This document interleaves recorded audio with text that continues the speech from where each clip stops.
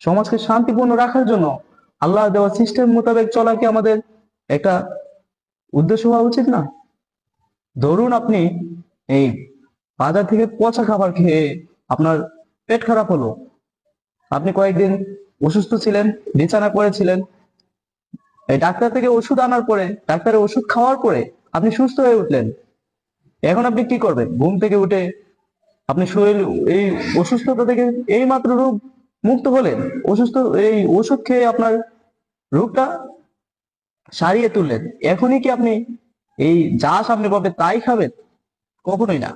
যেহেতু আপনি এই অসুস্থ হয়েছিলেন এই বাজারের নষ্ট খাবার খেয়ে, পচা খাবারটা খেয়ে, এজন্য আপনি এখন খুব সচেতন।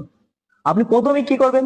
আপনি আগে অ্যানালাইসিস করবেন খাবারটা দেওয়ার পর আপনার সামনে, তো এই খাবারটা ভালো কিনা,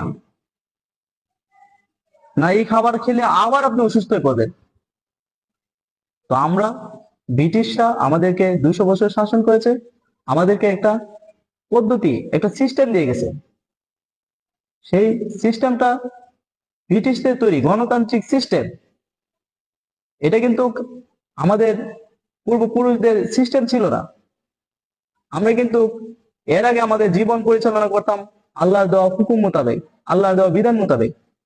কিন্তু আমরা সবকিছু ভুলে গেলাম, ওই পচা খাবারের মতো খাবার খেতে খেতে অভ্যস্ত হয়ে গেলাম, অসুস্থ হয়ে গেলাম।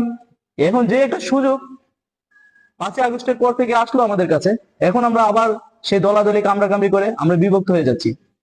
তো এখন কি আমাদের একটা সুযোগ না যে আমরা সেই ব্রিটিশদের দেওয়া আইন থেকে বেরিয়ে আমরা আল্লাহর দেওয়া বিধান অনুযায়ী জীবন পরিচালনা করা? আমাদেরকে ওই গোলটা হওয়া দরকার না, আমাদের ওই লক্ষ্যটা হওয়া দরকার না, যে জন্য আমাদের সৃষ্টি হয়েছেন আল্লাহ, সেই কাজটা করা, আল্লাহর দেওয়া খেলাফত করা? না আপনারা আগেরই মতো এই নোংরা খাবার খেয়ে যাবেন আর অসুস্থ হয়ে হতে থাকবেন? না বেরিয়ে আসুন এখান থেকে।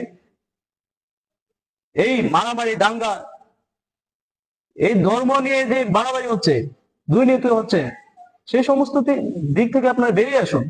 সেই সমস্ত অন্যায় অবিচার অশান্তি থেকে বেরিয়ে আসার একমাত্রই পন্থা হলো আল্লাহর দেওয়া বিধান আমাদের জীবনে প্রতিষ্ঠিত করা। তাহলে আপনি সুখে শান্তিতে থাকতে পারবেন।